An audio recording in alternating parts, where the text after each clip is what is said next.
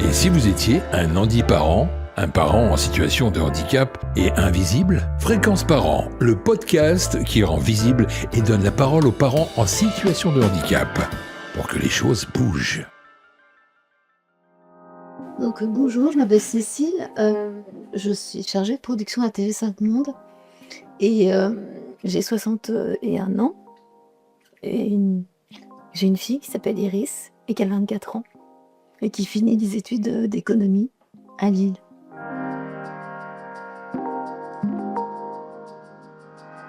Parkinson, c'est une maladie neurodégénérative, ce qui veut dire qu'en fait, c'est une maladie qui est de pire en pire avec l'âge. C'est-à-dire qu'on petit à petit, en fait, les neurones dopaminergiques meurent parce qu'ils sont étouffés par une protéine qui s'appelle l'alpha-synucléine et qui en fait vient s'agréger en fait sur le neurone dopaminergique et il l'étouffe.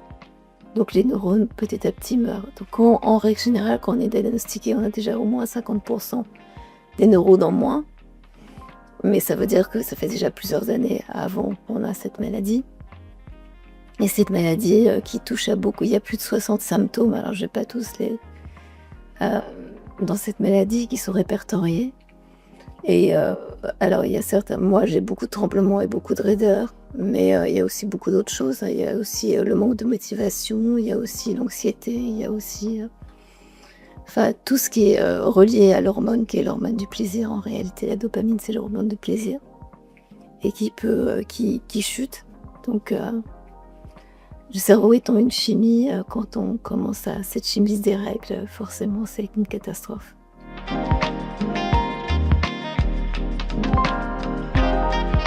À la fois on s'effondre et à la fois on se dit on n'a pas le droit de s'effondrer puisqu'on a un enfant. Donc il faut arriver quand même à faire face. Moi j'ai eu de la chance et pas de chance, c'est-à-dire que j'ai eu pas de chance parce qu'au départ je suis tombée sur un neurologue qui était pas très sympathique, et de la chance parce que le deuxième neurologue que je suis allée voir était fantastique. Et qu'en fait, c'était un peu, pendant 10 ans, il m'a soignée pendant 10 ans, et pendant 10 ans, c'était un peu comme un deuxième père. Donc c'est vrai que là-dessus, j'ai été très chanceuse, parce que c'est pas pour tout le monde la même chose. Hein. Et il y en a pas partout des neurologues qui sont fantastiques.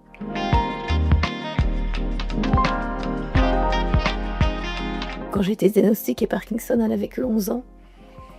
Donc elle a pas su... Enfin, moi, je me suis pas mal cachée pendant une dizaine d'années. Et en fait, au bout de 10 ans, c'est devenu vraiment de plus en plus visible. Donc de toute façon, il n'était plus question de se cacher. Et puis, il y a un médecin qui avait fait une gaffe quelques années auparavant, mais elle n'avait pas relevé de façon à rester dans cette espèce de mystère que je faisais planer autour de moi. Et... Mais le problème, c'est qu'en réalité, on finissait par se séparer. Le fait qu'on ne puisse pas en parler, en fait, faisait que moi, comme c'était très central dans ma vie, si j'ouvrais pas la parole, si j'ouvrais pas l'espace de discussion avec elle autour de ce sujet-là, on finissait par plus se retrouver en réalité. Donc, un jour, à Noël, j'ai commencé à lui dire, écoute... étant donné que moi je fais de la télévision depuis pas mal de temps, etc. Je lui dis, si tu veux, on peut monter une chaîne YouTube. Elle me dit, une chaîne YouTube, pourquoi? Je lui dis, pour parler de ma maladie. Elle m'a dit, oui, mais moi YouTube, je connais pas assez bien, mais si tu veux, on peut faire un compte Insta.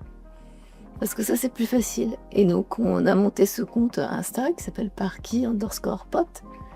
Et à partir de là, en fait, c'est d'abord à nous que ça a servi avant d'être un moyen en fait d'aller vers les autres et de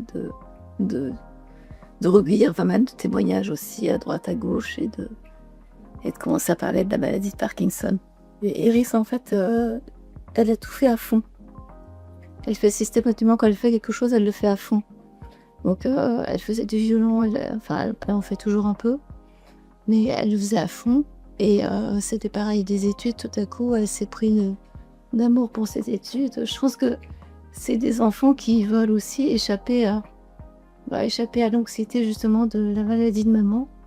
Donc ça développe chez eux des possibilités à la fois de fuite, mais en même temps de présence. C'est un peu compliqué, mais Parce que ça faisait aussi que, par exemple, quand elle faisait des exposés, c'est quelqu'un qui a toujours le lead, qui a toujours, elle veut toujours être le lead. Par exemple, elle faisait des exposés à l'école, c'était toujours elle qui décidait de qui fait quoi. Et surtout, il y a autre chose aussi, c'est qu'elle amenait toujours les gens à la maison de façon à pas avoir elle à être absente. Ça, je l'ai remarqué souvent. Et elle continue à faire ça, c'est-à-dire qu'elle continue à faire des dîners à la maison, même si maintenant elle a un chez elle.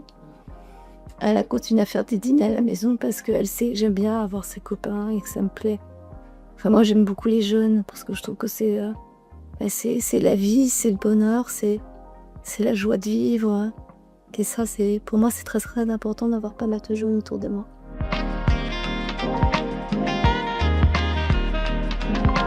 Les complications du quotidien, elles sont très claires. Hein.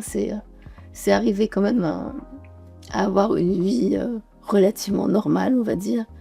Avec une maladie comme Parkinson, c'est pas extrêmement simple parce que tout peut devenir très très compliqué. C'est-à-dire que moi, je dois me retrouver avec des blocages à droite. Donc ma jambe droite marche plus du tout, ni mon pied, ni mon bras.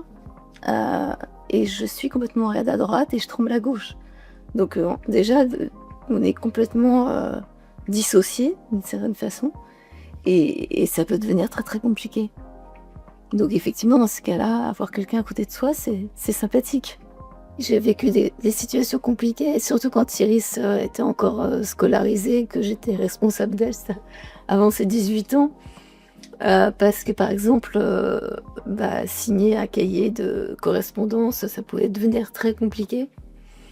Et ça c'est l'histoire, le prouve, c'est que on a été effectivement convoquée. Enfin, Iris a été convoquée parce qu'ils ont pensé que c'était elle qui faisait la signature et qu'elle contrefaisait ma signature sur son cahier de correspondance. Et donc il a fallu que j'ai un entretien avec la directrice pour lui expliquer qu'en fait, non, elle contrefaisait pas, mais c'était moi qui n'arrivais pas à signer. Et donc j'ai passé des heures et des heures à essayer de signer quand je tremblais, à essayer de signer pour pouvoir avoir une signature parfaite, même si j'étais en train de trembler. Et effectivement, quand on arrive à trouver le bon stylo, avec la bonne pression, on peut signer même quand on tremble. Mais c'est beaucoup d'heures d'entraînement. Je pense que dans le milieu scolaire, les gens sont... Les profs et les directeurs d'établissement, etc., ne prennent absolument pas ça en compte.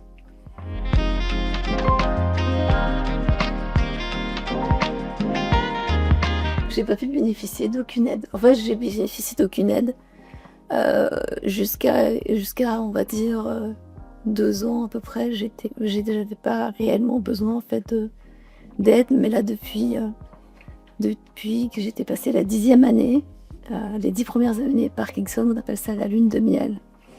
Mais depuis que j'ai dépassé en fait, effectivement ces 10 ans. J'y croyais pas, mais oui, c'est vrai. En fait, il y a une chute quand même vraiment qui est impressionnante. Effectivement, je me suis pas tournée tellement vers les aides possibles. La seule chose que j'ai commencé vraiment à faire encore plus qu'avant, c'est du sport.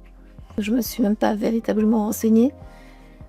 Iris, de son côté, elle s'est renseignée effectivement et elle a trouvé que il y a la possibilité effectivement d'avoir des aides. Mais je sais pas, j'avais envie de rester, je crois, indépendante, je crois que c'est ma nature, et rester autonome le plus longtemps possible. Et après, c'est sûr que si quelqu'un venait s'occuper de faire les courses, si j'avais un chauffeur, par exemple, ce serait super, quoi. Mais c'est pas le cas, voilà.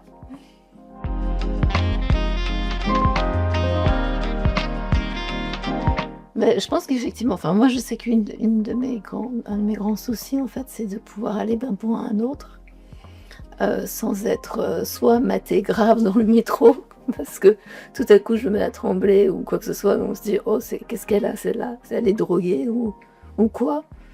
Et effectivement, s'il y avait quelqu'un qui pouvait me faire le tour du périph' à ma place, parce qu'en voiture on n'est pas toujours, on se sent pas toujours sécure et on sent pas toujours la possibilité de le faire en fait. Et c'est très gênant. C'est très handicapant en fait.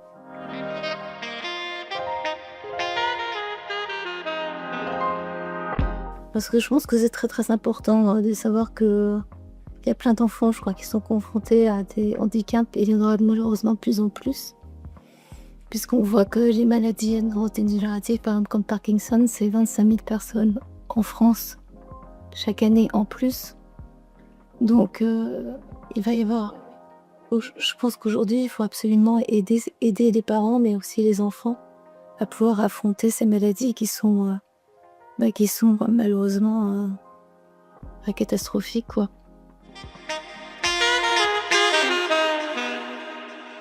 Vous venez d'écouter Fréquence Parents. Alors si vous aussi êtes parent ou futur parent en situation de handicap, rejoignez le collectif Antiparentalité, un réseau de soutien et d'entraide entre pairs. Un podcast réalisé par Action Visible en partenariat avec la région Auvergne-Rhône-Alpes et les marques Azae et Dom Alliance, spécialistes des services à la personne et membres du groupe à domicile.